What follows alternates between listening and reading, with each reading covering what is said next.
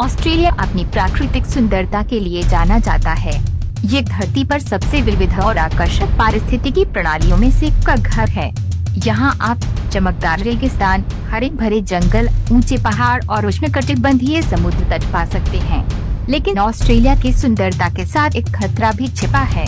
ये दुनिया के कुछ सबसे खतरनाक और जहरीले जीवों का घर है। हम इनमें से दुर्जय जानवरों की क्लिप लेकर आया हूँ। आप समझ जाएंगे कि क्यों कुछ लोग नीचे उतरने में संकोच कर सकते हैं। नंबर 5, डेकेडस सांप। डेकेडस अत्यधिक जहरीले निशाचर सांप हैं, जो पूरे ऑस्ट्रेलिया, पापुआ न्यू गिनी और अपतटीय द्वीपों में पाए जाते हैं। 1958 में एंटीवेनम के विकास से पहले 50% मामलों में मृत्यु योजक के काटने का अनुमान लगाया गया था। उनका जहर मुख्य रूप से न्यूरोटॉक्सिक है, जिससे पोस्ट सिनेप्टिक न्यूरोमस्कुलर ट्रांसमिशन को अवरुद्ध करके स्वैच्छिक मांसपेशियों पर नियंत्रण का नुकसान होता है। यदि सहायक श्वास के साथ इलाज नहीं किया जाता है, तो इससे श्वसन विफलता और मृत्यु हो सकती है। अन्य नैदानिक लक्षणों में आँखों की मांसपेशियों का पक्षाघात, पेट में दर्द, सिर दर्द, उन्नींदापन और बढ़े हुए लिम्फ नोड्स शामिल हैं। विश्व उत्पादन ऊर्जावान रूप से महंगा है और मृत्यु योजक हमेशा इसे काटने के साथ इंजेक्ट नहीं करते हैं।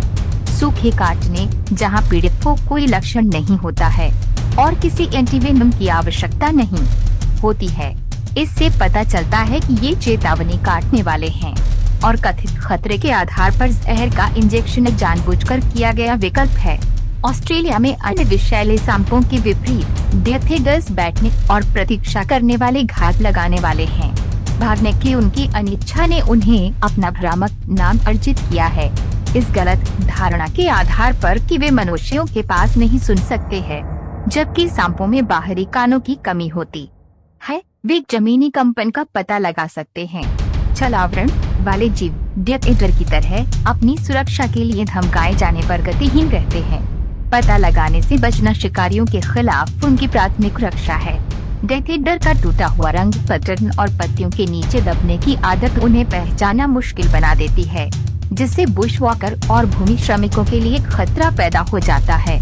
हालांकि ये उन्हें पेशेवर संचालकों के प्रबंधन के लिए सबसे आसान सांपों में से एक बनाता है। Number 4, bull shark. 12 फीट तक की लंबाई और लगभग 700 पाउंड वजन वाली बुल शार्क सबसे बड़ी रेडविंग शार्क में से एक है। इन आक्रामक शिकारियों का आहार विभिन्न होता है। ये बोनी मछलियों, छोटे शार्क, कुछ स्तनधारियों, समुद्री पक्षियों और यहाँ तक कि कभी-कभी समुद्री कछुए की कई प्रजातियों का सेवन करते हैं। वयस्कों के रूप में उनका कोई प्राकृतिक शिकारी नहीं होता है। 15 से 20 साल की उम्र तक यौन परिपक्वता तक नहीं पहुँचने के बावजूद बैल शार्क आंतरिक निषेचन के माध्यम से संभोग करते हैं और अच्छी तरह से विकसित जीवित बच्चों को जन्म देते हैं। दिलचस्प बात यह है कि जब वे युवा होने के लिए जन्म देते हैं, तो मां और विकासशील भ्रूण के बीच कोई अपरा संबंध नहीं होता है। इसके बजाय भ्रूण गर्भधारण के दौरान प्रत्येक जुड़ी जर्दी थैली के माध्यम से जीवित रहते हैं। बुल शार्क मीठे पानी के वातावरण में कभी कभार आने वाले पर्यटक नहीं हैं। वे नदियों के ऊपर तक यात्रा करते हैं और कुछ स्थानों पर निकारागुआ झील में एक अर्धस्थायी आबादी भी है, जिसे पहले एक अलग प्रजाति माना जाता था। वे स्पष्ट रूप से अंतर्देशीय विस्तारित अवधि के दौरान मीठे पानी में बच्चे को जन्म देते हैं। मीठे पानी में ये उद्यम बुल शार्क को मनुष्यों के करीब लाते हैं। मनुष्यों पर अधिकांश हमले समुद्र के बजाय नदियों में हुए हैं। हालांकि ऐसी घटनाएं अत्यंत दुर्लभ हैं। आमतौर पर जब एक बुल शार्क किसी व्यक्ति को काटती है, तो ये एक खोजपूर्ण दंश होता है, जिससे तुरंत पता चल जाता है कि वो व्यक्ति उसका पसंदीदा शिकार नहीं है। दुर्भाग्य से इतने बड़े जानवर का एक खोजपूर्ण दंश भी घातक या गंभीर रूप से दर्दनाक हो सकता है। Number 3, Irukandji jellyfish. Irukandji jellyfish Australia के समुद्री जल में पाए जाने वाले अत्यंत विषैले बॉक्स जेलीफिश का एक समूह है। इसका साइज लगभग 1 घन सेंटीमीटर आकार के होते हैं। वे शक्तिशाली प्रहार करते हैं, जिससे वे समुद्र की सबसे खतरनाक प्राणियों में से एक बन जाते हैं। ये छोटे आतंक अपने जालों की नोक से और यहाँ तक कि अपनी घंटी से भी जहरीले डंक मार सकते हैं। एक अनोखी विशेषता जो उन्हें अधिकांश जेलीफिश से अलग करती है। इसका शक्तिशाली जहर गंभीर दर्द, मांसपेशियों में ऐंठन, पित्त दोष, उल्टी और यहाँ तक कि घातक मस्तिष्क रक्तस्राव का कारण बन सकता है। औसतन इरुकंदजी जेलीफिश हर साल 50 से 100 लोगों को अस्पताल भेजती है। डंक शुरू में काफी हल्का होता है, जिससे केवल हल्की जलन होती है। हालांकि असली खतरा बाद में सामने आता है।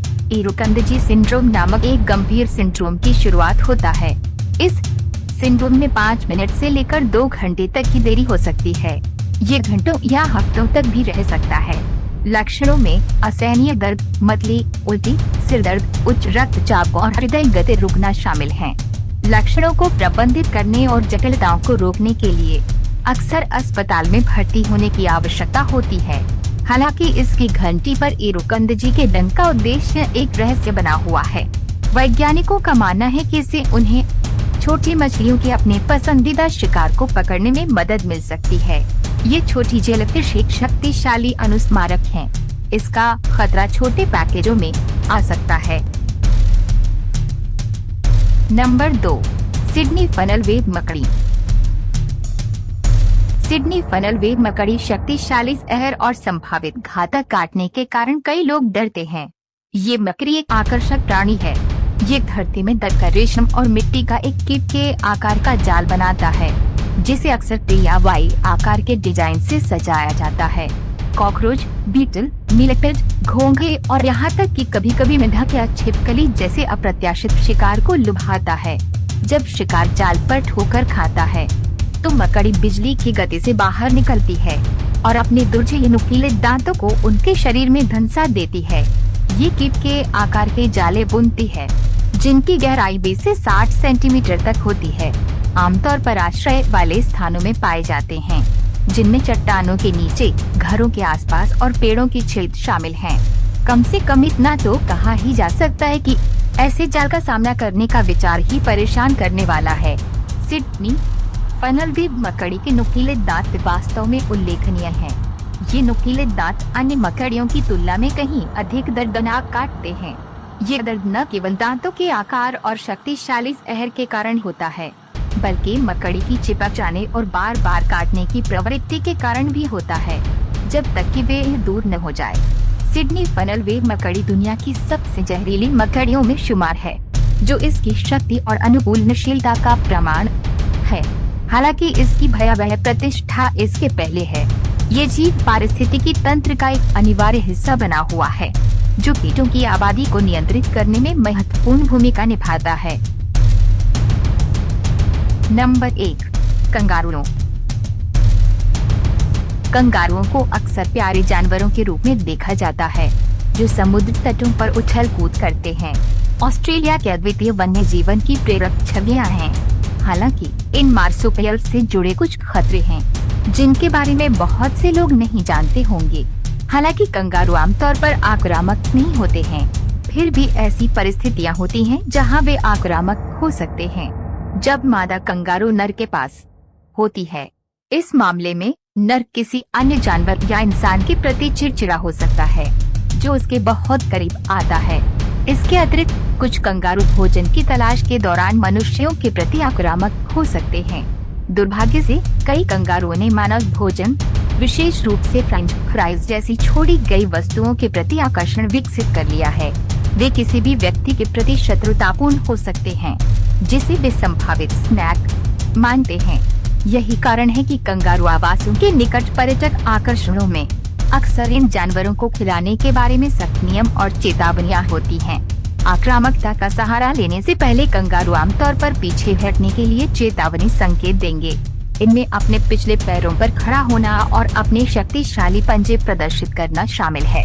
हालांकि कंगारुओं द्वारा लोगों को मारने की खबरें बेहद दुर्लभ हैं, लेकिन उनके स्थान का सम्मान करना और उन्हें उकसाने से बचना आवश्यक है। कंगारू मिलनसार और परिचित लग सकते हैं। ये याद रखना महत्वपूर्ण है कि वे जंगली जानवर हैं। सुरक्षित दूरी बनाए रखना और उनके साथ बातचीत करने से बचना महत्वपूर्ण है, खासकर जब वे आक्रामकता के लक्षण प्रदर्शित कर रहे हों। दोस्तों, हमें विश्वास है कि यह वीडियो आपको अच्छा लगा होगा, तो सब्सक्राइब और लाइक करें ताकि हमको मोटिवेट मिले। अगले वीडियो में ऐसे अच्छे टॉपिक लेकर फिर से जरूर मिलेंगे दोस्तों। तब तक के लिए आप अच्छा से और सही सलामत से रहे। Thank you.